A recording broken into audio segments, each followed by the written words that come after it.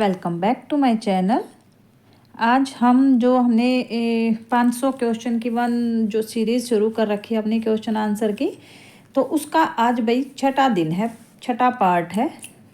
5 video अगर जिसने नहीं देखी हो उसमें सारे आपके टोटल 500 क्वेश्चन करवाऊंगी जो काफ़ी अच्छे लेवल के क्वेश्चन हैं। ठीक है, तो शुरू करते हैं अपना फर्स्ट क्वेश्चन है the government is responsible for providing free and compulsory education to all the children up to the age of. जो सरकार है सभी बच्चों को मुफ्त और अनिवार्य शिक्षा प्रदान करने के लिए जिम्मेदार है, तो कितने साल तक के बच्चों के लिए है? ऑप्शन 1 है 16 वर्ष या 12 या 18 या 14। तो कितने साल तक के बच्चों को फ्री और कंपल्सरी एजुकेशन दे रही है सरकार? तो वो है भाई 14 ईयर्स तक के बच्चों के लिए फ्री और कंपल्सरी एजुकेशन का जो प्रावधान है वो सरकार लेके आई है। नेक्स्ट क्वेश्चन पे चलते हैं। What did doctor BR Ambedkar refer to the right to constitutional remedies? जो हमारा अधिकार है, हमारे टोटल कितने अधिकार हैं हमारे जो कॉन्स्टिट्यूशन में दिए गए थे, अगर ये पूछा जाए तो हमारे 7 अधिकार। ठीक है, राइट जो फंडामेंटल राइट हैं स्टार्टिंग में जो दिए गए थे, अगर बात करें कि भाई जो कॉन्स्टिट्यूशन के इम्प्लीमेंट के टाइम पे कितने अधिकार थे, तो वो थे भाई 7। लेकिन राइट टू प्रॉपर्टी है जो उसको हटा दिया गया था, राइट टू प्रॉपर्टी का। ठीक है, एक सेकेंड। जो प्रॉपर्टी का अधिकार था जिसको फंडामेंटल राइट बोला जाता था उसको हटा दिया गया था, और उसको फिर क्या कर दिया, अगर ये भी पूछ लिया जाए तो इसको लीगल राइट कर दिया गया। ये खत्म अधिकार, मतलब फंडामेंटल राइट नहीं रहा, अभी ये लीगल राइट हो गया ये। ठीक है, जो हमारा प्रॉपर्टी का अधिकार है। और ये कब किया गया था? ये किया गया था 1978 में। संशोधन अगर पूछा जाए, अमेंडमेंट अगर पूछा जाए कौन से अमेंडमेंट के तहत, तो ये किया गया था भाई 44वें अमेंडमेंट के तहत इसको जो राइट टू प्रॉपर्टी है इसको लीगल राइट कर दिया गया था। और अभी ये किस में है? ये है 300 आर्टिकल नंबर 300A में। ठीक है, पहले ये 31 आर्टिकल में था जो हटा के अभी 300A में कर दिया गया। तो बोल रहे हैं कि भाई जो BR अम्बेडकर थे, डॉक्टर BR अम्बेडकर थे, तो उन्होंने संवैधानिक जो उपचार के अधिकार है, जो हमारा लास्ट अधिकार है, उसके बारे में क्या कहा है? ठीक है, तो वो अभी the heart and soul of our constitution बोला है, या ब्रेन ऑफ आवर कॉन्स्टिट्यूशन बोला है, या हार्ट ऑफ आवर कॉन्स्टिट्यूशन बोला है, या सोल। तो जो BR अम्बेडकर हैं उन्होंने संविधान को बोला है heart and soul of our constitution. किसको बोला है? कॉन्स्टिट्यूशनल रिमेडी जो राइट था उसको बोला है। वो राइट क्या है? कॉन्स्टिट्यूशनल अमेंडमेंट रिमेडीज का जो राइट है, हमारा अधिकार है, वो ये बोलता है कि भाई जो बाकी के हमारे अधिकार हैं अगर उनका हनन हो रहा हो, अगर उनको मतलब हमें कोई यूज़ नहीं करने दे रहा हो, तो हम क्या कर सकते हैं? हम कोर्ट में जा सकते हैं। ये जो अधिकार है ये बोलता है कॉन्स्टिट्यूशनल रिमेडीज राइट। फिर हम चलते हैं नेक्स्ट क्वेश्चन पे। How many fundamental rights does the Indian constitution provide? भाई जो हमारे कितने फंडामेंटल राइट हैं? तो अगर मैंने बताया आपको, अगर पूछ लिया जाए आपसे कि भाई स्टार्टिंग में कितने थे, तो हमारे थे 7। लेकिन अब क्या है भाई, इंडियन कॉन्स्टिट्यूशन अब हमारा जो अधिकार, मौलिक अधिकार है वो कितने हैं? तो वो रहेंगे हमारे 6 मौलिक अधिकार। कौन से रहेंगे ये पूछ लिया जाए तो, क्योंकि ये कितना भी हम याद कर लेते हैं, इनको बार बार याद करना पड़ता है, ये ना भूलते जरूर हम। राइट टू इक्वालिटी है पहला है भाई, राइट टू इक्वालिटी मतलब के समानता का अधिकार है, जो है आर्टिकल 14 से लेकर 18 तक। फिर है राइट टू फ्रीडम, भाई स्वतंत्रता का अधिकार है जो है 19 से लेकर 22 तक। फिर है शोषण के विरुद्ध, ठीक है, राइट अगेंस्ट एक्सप्लॉयटेशन। शोषण के विरुद्ध मतलब कि भाई अगर हमारा कोई शोषण कर रहा है, हमें कोई टॉर्चर कर रहा है, तो उसके विरुद्ध अधिकार है वो रहेगा आर्टिकल 23 से 24 में, ठीक है। इसके भी इसको इरेज कर देती हूँ तब दिखेगा। बाकी है धार्मिक स्वतंत्रता का अधिकार, रिलीजियस फ्रीडम, ठीक है। धार्मिक स्वतंत्रता का जो अधिकार है हमारा वो है 25 से 28। फिर कल्चरल और एजुकेशन अधिकार, भाई हमारा जो सांस्कृतिक और शैक्षणिक अधिकार है वो है हमारा 29 से लेकर 30 में।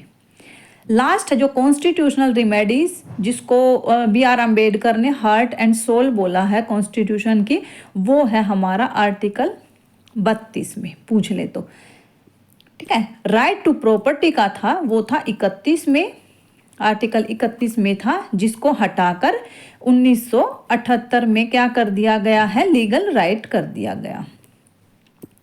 इसके बाद देखते हैं हम, तो अभी हमारे पूछे जाए तो कितने मौलिक अधिकार हैं, 6, ठीक है। इस क्वेश्चन का आंसर होएगा 6। नेक्स्ट क्वेश्चन पे चलते हैं अपना। What is meant by the term writ? जो रिट शब्द है इसका क्या अर्थ होता है? रिट एक रिटन लॉज मतलब के लिखित कानून होता है, या a formal document containing an order of the court to the government. भाई एक औपचारिक दस्तावेज है जिसमें सरकार को न्यायालय का आदेश शामिल हो, या basic feature of the constitution, भाई संविधान की मूल विशेषताएं बताता हो जो, या नन ऑफ द अबव। तो इसमें से क्या रहेगा?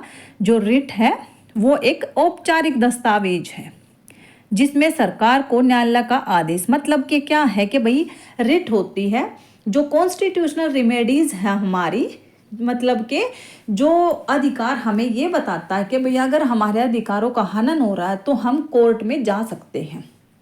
तो उस चीज के लिए फिर कोर्ट ने क्या कर रखी है, 5 रिट, इस चीज के लिए 5 रिट बना रखी है, 5 तरह की रिट बना रखी है, जिसमें क्या भाई डिफरेंट भाई जहां पर जिस तरीके का तुम्हारा अधिकार वायलेट हो रहा है, जिस तरीके का अधिकार का हनन हो रहा है, वो कोर्ट देखेगा और उसमें से उन 5 में से कोई भी एक रिट जारी कर सकता है कोर्ट, ठीक है। अगर इसकी मैं रिट बताऊं 5 तरीके के, अगर रिट की भी नाम लिखना चाहो तो आप लिख सकते हैं। भाई पहली है हैबिस कॉर्पस, हैबिस कॉर्पस है। सेकंड है मैंडामस, मैंडामस है। थर्ड है प्रोहिबिशन, एक सेकंड, प्रोहिबिशन है, इसको हटा देती हूँ, ये लिख लेना। थर्ड हो गई प्रोहिबिशन, और फोर्थ है कोवारंटो, कोवारंटो है। रिट का नाम ही पूछ लेते हैं आपसे।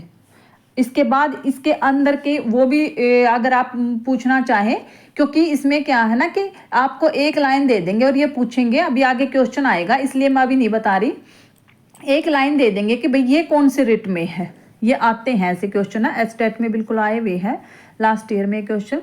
और जो 5th है वो है सर्टियोरोरी, ठीक है।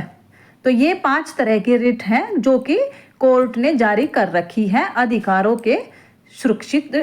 को सुरक्षित करने के लिए। तो रिट क्या हुआ भाई? रिट एक औपचारिक डॉक्यूमेंट हो गया जो कि कोर्ट के द्वारा जारी किया जाता है। नेक्स्ट क्वेश्चन पे चलते हैं।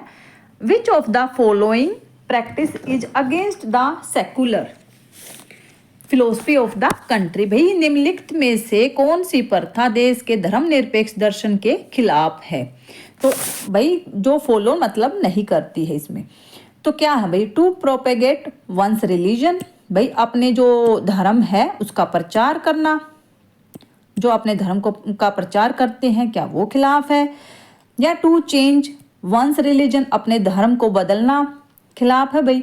या to offer religious instruction in government school, भाई सरकारी स्कूल में रिलीजियस जो धर्म से रिलेटेड है उनका प्रचार करना, उनको बताना। या to practise a religion of choice, भैया अपने जो धर्म है उसका पालन करना, मतलब भाई उससे संबंधित जो रिचुअल्स हैं उनका पालन करना।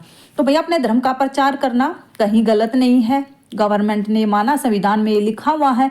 हम अपनी मर्जी से धर्म बदल सकते हैं, ये भी सही है। अपने जो धर्म है उनके रीति रिवाज को फॉलो कर सकते हैं, ये भी सही है। सरकारी स्कूल में धार्मिक शिक्षा देते हुए धार्मिक शिक्षा देना गलत है। हम पर्टिकुलर, क्योंकि सेकुलर का क्या मतलब है, अगर इंडिया सेकुलरिज्म है तो इसका मतलब ये है कि भाई हमारा कोई एक धर्म है ही नहीं, राज्य का अपना कोई धर्म नहीं है। हम किसको मानते हैं, सिर्फ मानवता को मानते हैं, ठीक है, मानवता को मानते हैं। और उनका कोई ना हिंदू धर्म है ना कहीं मुस्लिम धर्म है, कहीं नहीं है ये। तो जब ये चीज़ है ही नहीं, गवर्नमेंट जो सरकारी स्कूल वो किससे चलते हैं, भाई सरकारी है, वो तो सरकार से चलेंगे। तो उसमें हम किसी भी पर्टिकुलर धर्म के ऊपर शिक्षा नहीं दे सकते। तो इसका आंसर क्या रहेगा, इसका आंसर रहेगा थर्ड वाला। नेक्स्ट क्वेश्चन पे चलते हैं।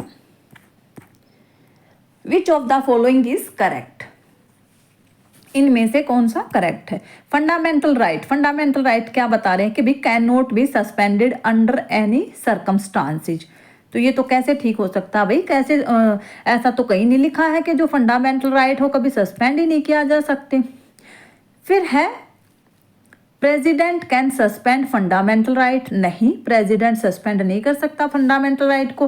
पार्लियामेंट कैन इम्पोज रिस्ट्रिक्शन, भाई ये इनमें से सही लग रहा है, क्योंकि क्या है, पार्लियामेंट ही है जिसमें क्या भाई जो कॉन्स्टिट्यूशन है उसमें एक अमेंडमेंट का प्रावधान दिया गया है कि भाई अगर हम कहीं पे भी हमें ये लग रहा है कि इस चीज़ में बदलाव आना चाहिए, इस कानून में बदलाव आना चाहिए, तो हम पार्लियामेंट के थ्रू, मतलब पार्लियामेंट में कौन कौन होता है भाई, लोकसभा, राज्यसभा और प्रेसिडेंट की अनुमति।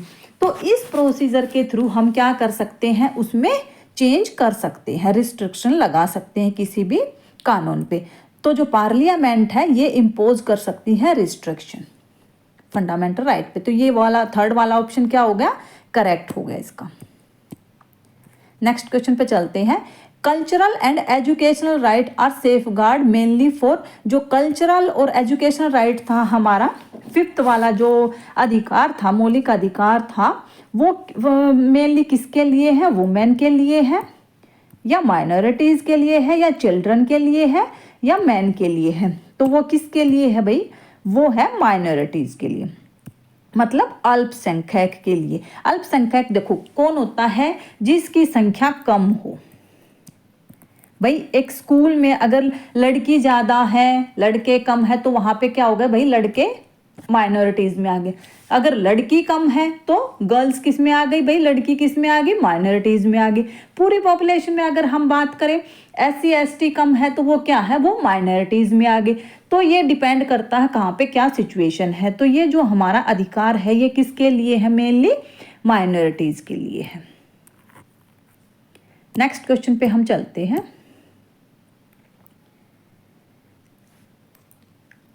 Which of the following is not a fundamental right, भाई इनमें से पूछा गया है फंडामेंटल राइट कौन सा नहीं है। तो राइट टू फ्रीडम हमने पढ़ा, अभी मैंने बताया था आपको, राइट टू वोट या राइट टू इक्वेलिटी या नन ऑफ द अबोव। तो इसमें से कौन सा है जो फंडामेंटल राइट नहीं है। तो भाई फंडामेंट जो फ्रीडम भी इक्वलिटी भी हमने दोनों पढ़ी है, नन ऑफ द अबव की तो बात ही नहीं जब हमें राइट टू वोट दिख रहा है, क्योंकि ये हमारा क्या, राइट टू वोट क्या है, हमारा कॉन्स्टिट्यूशनल राइट है, ये हमारा लीगल राइट है भाई, ये फंडामेंटल राइट नहीं है, ये हमारा लीगल राइट में आ जाएगा। क्योंकि जब हम क्या करते हैं, यूनिवर्सल अडल्ट फ्रेंचाइजेस को यूज कर रहे हैं, हम वयस्क मताधिकार को यूज कर रहे हैं वर्ड को, तो इसका मतलब ये है कि भाई अब 18 वाले सबको वोट देने का अधिकार है, अब 18 वाला, ठीक है। तो राइट टू वोट हमारा क्या है, फंडामेंटल राइट नहीं है। तो इस क्वेश्चन का आंसर भी सही क्या हो जाएगा, सेकंड वाला हो जाएगा। तो नेक्स्ट क्वेश्चन पे हम चलते हैं अपना। Which of the following option is correctly match. भाई बोल रहा है जो कोवारंटो है, कोवारंटो, तो इसमें बोल रहा है case is beyond the jurisdiction. मैंने बताया था ना, ये लाइनें ऐसे आती है अभी एग्जाम में, डायरेक्ट क्वेश्चन नहीं पूछे जाते कि कौन सी रिट है कौन सी नहीं है। तो बोला है कि कोवारंटो के बारे में ये बोल रहा है कि case is beyond the jurisdiction of lower court. भाई कोवारंटो किसको बोल रहा है कि भाई जब केस है जो निचला जो कोर्ट है, एक सेकेंड, जो निचली अदालत है मतलब निचला जो कोर्ट है उसके अधिकार क्षेत्र से बाहर हो तो उसको कोवारंटो बोला जाता है। नहीं, ये तो गलत है। निचला जो है मतलब जो निचला कोर्ट है उसको तो क्या बोला जाता है, उसको बोला जाता है भाई प्रोहिबिशन। ठीक है, उसको बोला जाता है प्रोहिबिशन। ठीक है, मतलब कि निषेध। ये जो है ये है इसका, तो ये तो हो गया कोवारंटो वाला तो गलत। निषेध में इसने क्या दे रखा है, प्रोहिबिशन में वह पद धारण करने वाला व्यक्ति जो उसे आवंटित नहीं किया गया है, मतलब कि वो उस पद को ले रखा है जो उसका वो है ही नहीं। तो ये किसका है भाई, ये है कोवारंटो का। फिर बंदी प्रत्यक्षीकरण अदालत क्या बोल रहा है कि विशेष अधिकारी, इसको थोड़ा सा मैं ऊपर कर देती हूँ, विशेष अधिकारी कानून कर्तव्य नहीं करता है तो उसको बंदी प्रत्यक्षीकरण बोला जाता है। बंदी प्रत्यक्षीकरण ये दिखा देती हूँ, सर्टियोरोरिस। ठीक है, सर्टियोरोरी किसको बोल रहे हैं, ये sorry habeas code, habeas corpus, ये थोड़ी टाइपिंग गलत है यहाँ पे, हैबिस कॉर्पस है ये। हैबिस कॉर्पस किसको बोल रहा है, तो हैबिस कॉर्पस बोल रहा है कि जो particular official does not doing the, भाई वो कोई भी विशेष अधिकारी जो अपनी जो ड्यूटी है वो कानूनी तरीके से नहीं करता है तो क्या उसको हैबिस कॉर्पस बोला जाता है। तो क्या लग रहा है आपको, ये ठीक लग रहा है? नहीं, ये भी ठीक नहीं है, क्योंकि इसमें क्या है, ये क्या होता है, ये होता है मैंडामस। जो अपना अधिकार, जो कोई विशेष अधिकारी है और वो अच्छे से कानूनी तरीके से अपने काम नहीं करता तो उसको बोलते हैं मैंडामस। ठीक है, तो ये तीनों हो गए गलत। सर्टियोरोरी क्या है, जो to transfer of a pending matter to the higher authority को। ठीक है, तो ये वाला है ठीक, ये वाला करेक्ट ऑप्शन है, इसमें करेक्टली मैच्ड है। ठीक है, नेक्स्ट क्वेश्चन पे अपना चलते हैं। Which among the following is correct regarding PIL। भाई PIL क्या होता है ये बता रखा है, तो इसमें से कौन सा होता है जो PIL होता है, पब्लिक इंटरेस्ट लेजिस्लेचर होता है या पब्लिक इंटरेस्ट लिटिगेशन होता है या पब्लिक इंफॉर्मेशन लिटिगेशन होता है या पब्लिक इंफॉर्मेशन लेजिस्लेचर होता है। तो जो PIL होता है भाई वो होता है पब्लिक इंटरेस्ट लिटिगेशन। अब देखते हैं PIL होता क्या है।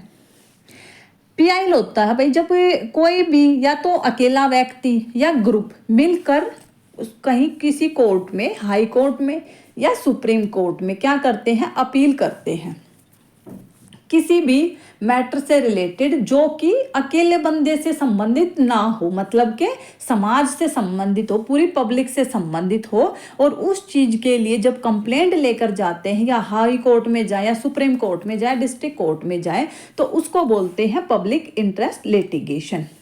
मतलब कि ये देखो कि जैसे क्या रहता है भाई, कहीं मंदिर बनाना हो या कहीं मस्जिद नहीं बनानी हो या कहीं मंदिर नहीं बनाना हो, तो ये क्या है, एक इंडिविजुअल बंदे की बात नहीं हुई ना, ये पब्लिक की बात होगी इस चीज़ से संबंधित।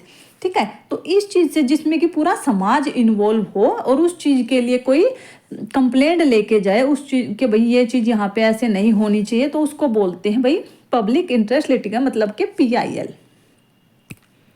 नेक्स्ट क्वेश्चन पे चलते हैं। The sharing of power of government at different level. भाई गवर्नमेंट है, सरकार है, जो वो डिफरेंट लेवल पे जब जो पावर है उसको बांटती है ऐसे डिफरेंट लेवल पे, तो उसको क्या बोला जाता है, उसको बोलते हैं भाई वर्टिकल। ठीक है, वर्टिकल गवर्नमेंट उसको बोलते हैं। देखो separation of power, separation of power का मतलब है कि भाई पावर एक जगह पे नहीं होती, सेंट्रलाइज नहीं है। जब डिसेंट्रलाइजेशन कर देते हैं उसको तो इसका मतलब हो जाता है power, separation of power. Community government तो कुछ होती ही नहीं भाई, कम्युनिटी गवर्नमेंट तो है ही नहीं। कोalition गवर्नमेंट क्या होती है, जब एक सरकार मतलब कि एक जो पार्टी है वो बनती नहीं है, तो दूसरी पार्टी के साथ गठबंधन करके वो क्या करती है, सरकार बना लेती है। तो उस सरकार को क्या बोलते हैं, कोलिशन उसको बोलते हैं, मतलब कि गठबंधन वाली सरकार उसको बोलते हैं। वर्टिकल गवर्नमेंट होती है जो पावर को शेयरिंग करते हैं और डिफरेंट लेवल पे करते हैं। अगर सेम लेवल पे करते हैं सोचो तो उसको क्या बोला जाएगा, उसको बोलेंगे यहाँ पे हॉरिजॉन्टल। अगर यहीं पे बोल देते कि भाई सेम लेवल पे कर देते, क्वेश्चन सोचो कि सेम लेवल पे आ जाए तो क्या हो जाएगा, वो हॉरिजॉन्टल। ठीक है, हॉरिजॉन्टल गवर्नमेंट बोला जाएगा उसको। हॉरिजॉन्टल कैसे होता है कि जैसे अब क्या है कि भाई सेम लेवल पे, मतलब के लेजिस्लेचर में और एग्जीक्यूटिव में और जुडिशरी में ऐसे बटी हुई है ना हमारे, तो वो क्या होता है, उसको बोलते हैं हॉरिजॉन्टल के लेवल सबका सेम है, बनाने वाला भी, इम्प्लीमेंट करने वाला भी और उसके उस पर निगरानी रखने वाला भी, ये इनका तीनों का सेम काम है भाई। लेकिन अगर हम वर्टिकल गवर्नमेंट की बात करते हैं वो क्या रहेगा, डिफरेंट लेवल, मतलब कि लोकल लेवल। ठीक है, लोकल लेवल वाला क्या करेगा, सेंट्रल लेवल पे नहीं इंटरफेयर करेगा। फिर है उसके बाद स्टेट लेवल, उसके ऊपर रहेगा सेंट्रल लेवल, ये क्या कंट्रोल भी रहेगा, इनका कंट्रोल भी रहता है और पावर को डिस्ट्रीब्यूट भी कर देते हैं, जितनी जितनी जहाँ जहाँ ज़रूरत होती है तो इस तरीके से डिस्ट्रीब्यूट भी कर देते हैं, शेयर भी करते हैं। ठीक है, तो यहाँ पे इसका आंसर क्या रहेगा, इसका आंसर रहेगा वर्टिकल गवर्नमेंट। नेक्स्ट क्वेश्चन पे चलते हैं अपना।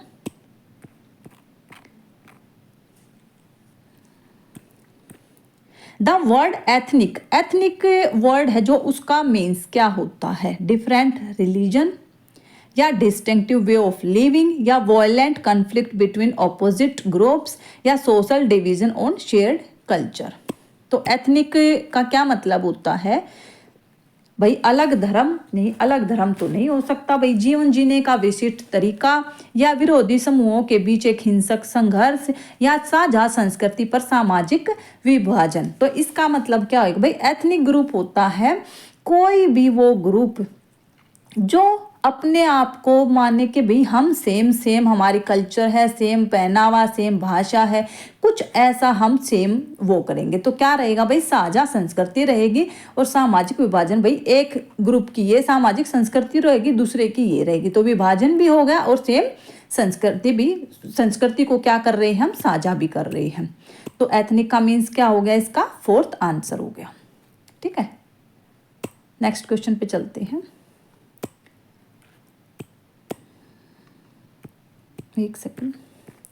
Power is shared among different political party that represent, भाई पावर शेयर किया जाता है डिफरेंट पॉलिटिकल पार्टी के बीच में, साझा की जाती है, जो प्रतिनिधित्व करती है भाई डिफरेंट कैंडिडेट होंगे या सेम आइडियोलॉजी होगी या different ideology and social group होगा या नन ऑफ द अबो। तो जो पॉलिटिकल पार्टी शेयर करती है पावर डिफरेंट के साथ पावर को, तो उसको क्या बोला जाएगा भाई, समान विचारधाराएं होंगी हमारी, सेम आइडियोलॉजी है, तभी तो हम किसी के साथ अपनी पावर को शेयर कर सकते हैं ना। जब कोलिशन होता है या अलायंस होता है तो क्या करते हैं हम, पावर को फिर शेयर करेंगे ना। तो वही है कि भाई सेम आइडियोलॉजी जब वो फॉलो कर रहे हैं, अपने आप को मान रहे हैं कि भाई अब हम सेम इक्वल अपने आप को जब वो मानते हैं, सेम विचारधाराएं फॉलो करते हैं, तो तभी वो क्या करते हैं, पावर को शेयर करते हैं। तो नेक्स्ट क्वेश्चन पे चलते हैं अपना। तो इसका जो आंसर रहेगा भाई, इसका आंसर रहेगा 2 वाला, सेकंड। नेक्स्ट क्वेश्चन पे चलते हैं। Who given the recognition to political parties, भाई पॉलिटिकल पार्टीज है जो दल है, जो राजनीतिक दल है, मान्यता कहाँ से उनको मिलती है, पार्लियामेंट भाई संसद देते हैं या राष्ट्रपति देता है या प्रधानमंत्री देता है या इलेक्शन कमीशन मतलब के चुनाव आयोग। तो पॉलिटिकल पार्टी को कौन मान्यता देता है, वो देता है भाई चुनाव आयोग। ठीक है, चुनाव आयोग जो रहता है कंट्री, तो जो चुनाव आयोग है ये डिसाइड करता है कि भाई कौन सी जो पॉलिटिकल पार्टी है वो किस लेवल पे है, नेशनल लेवल पे है, स्टेट लेवल पे है या बिल्कुल ही लोकल लेवल पे है। ठीक है, तो इसका आंसर क्या रहेगा, इसका आंसर रहेगा 4th। इसका आंसर है जो वो चुनाव आयोग रहेगा, 4th वाला रहेगा। और अभी की अगर हम बात करें तो चीफ इलेक्शन कमीशन, मेन कौन रहता है चुनाव आयोग में, मेन रहता है चीफ इलेक्शन कमिश्नर। ठीक है, तो इंडिया का अभी का जो है वो है श्री राजीव कुमार। पूछ लेते हैं एग्जाम में, ठीक है। राजीव कुमार अभी के जो चीफ इलेक्शन कमिश्नर है हमारे, वो श्री राजीव कुमार है। नेक्स्ट क्वेश्चन है what is N alliance. Alliance क्या है? वन पार्टी कंटेस्ट इलेक्शन, या several parties join hand for contesting election, या टू पार्टीज कंटेस्ट इलेक्शन। तो कौन है भाई? गठबंधन का क्या मतलब है? एक पार्टी चुनाव लड़ती है, या चुनाव लड़ने के लिए कई दलों ने जब हाथ मिलाया है, या दो पार्टी ने चुनाव लड़ा है चुनाव। तो अलग अलग जब तक रहता है तब तक तो अलायंस तो है ही नहीं, ठीक है। कोalition और जो अलायंस है दोनों क्या होते हैं? जब मिलकर करते हैं भाई, दो पार्टी है, या तीन पार्टी है, या चार पार्टी है, सेम विचारधाराओं वाली जब पार्टी है और वो जब मिलकर करते हैं तो क्या रहेगा? चुनाव लड़ने के लिए कई दलों ने जब हाथ मिलाया है तो उसको क्या बोला जाएगा भाई? अलायंस बोला जाएगा उसको, ठीक है। और अलायंस और कोalition में बस यही डिफरेंस है भाई, अलायंस होता है जो लॉन्ग टर्म के लिए रहता है, कोalition क्या होता है कि भाई एक पर्टिकुलर उसके लिए कर लेते हैं बस गठबंधन, ठीक है। नेक्स्ट क्वेश्चन है what is the electoral roll. भाई इलेक्टोरल रोल क्या है? हिंदी में दिखा देती हूँ भाई। निर्वाचक नामावली, निर्वाचक जो नामावली है वो क्या है? तो वो क्या है भाई, वो देखते हैं। The list of those who are eligible to vote, भाई जो वोट देने के लायक है उनकी लिस्ट है, या the list of those who are not eligible, जो वोट देने के लिए एलिजिबल नहीं है उनकी लिस्ट है, या the list of those who are contesting election, जो चुनाव वो लड़ रहे हैं उनकी लिस्ट है भाई, चुनाव लड़ने वालों की, या नन ऑफ द अबो। तो भाई इसका आंसर क्या रहेगा? जो निर्वाचक नामावली है वो है जो मतदान करने के योग्य है, ठीक है।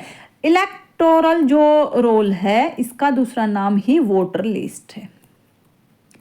मतलब कि इस इलेक्शन में जब चुनाव होता है तो उस इलेक्शन में उससे पहले एक लिस्ट निकाल दी जाती कि भाई ये बंदे हैं जो वोट डाल सकते हैं, तो उसको बोलते हैं इलेक्टोरल रोल। नेक्स्ट है election commissioner in India is appointed for. भाई कितने दिनों के लिए जो इलेक्शन चुनाव आयुक्त हैं उसकी नियुक्ति की जाती है भारत में? 4 साल के लिए, 6 के लिए, 7 के लिए, या 5 के लिए? तो कितने दिन के लिए की जाती है? वो की जाती है भाई 6 साल के लिए। चुनाव आयुक्त है जो इलेक्शन कमिश्नर है उनकी नियुक्ति की जाती है। नेक्स्ट क्वेश्चन है what is an affidavit. Affidavit क्या है भाई? ओवर रेगुलेशन और पॉलिटिकल पार्टी, राजनीतिक जो दलों के विनिमय पर। भाई decision making body of party का निर्णय लेने वाला निकाय, या return statement that is officially true and used as evidence. तो एफिडेविट क्या हो गया भाई? एफिडेविट एक वो कागज होता है जो कि लीगली माना जाता है, ठीक है। उस पे साइन कर दिया, एफिडेविट पे साइन कर दिया, या एफिडेविट पे कुछ किसी ने लिख के दे दिया, तो इसका मतलब ये है कि भाई इसने ये चीजें लिखी हैं जो ये ट्रू है, और इसको हम एज ए सबूत कहीं कोर्ट में या पेश करना हो तो उसको यूज किया जाता है। एफिडेविट पे अगर साइन किया है या कुछ लिखा है, तो इसका आंसर क्या हो गया? इसका आंसर हो गया थर्ड वाला। नेक्स्ट क्वेश्चन पे चलते हैं। The number of seat reserve for scheduled caste in Lok Sabha. जो लोकसभा है उसमें शेड्यूल्ड कास्ट के लिए, अनुसूचित जातियों के लिए आरक्षित जो सीट है उनकी संख्या कितनी है? 59 है, या 99 है, या 84 है, या 89 है। तो भाई शेड्यूल्ड कास्ट के लिए जो है वो है 84। अगर यहीं पे शेड्यूल्ड ट्राइब्स की बात करें, उससे पूछ लिया जाए क्योंकि क्वेश्चन में आया हुआ है शेड्यूल्ड ट्राइब्स लास्ट वाले में, तो वो है भाई 47, ठीक है। नेक्स्ट क्वेश्चन पे चलते हैं अपना। What is by election. By election क्या है? Election held after a specific period, या election held to form the new government, या election held to fill a vacancy caused by the death और any other reason, या none of the above.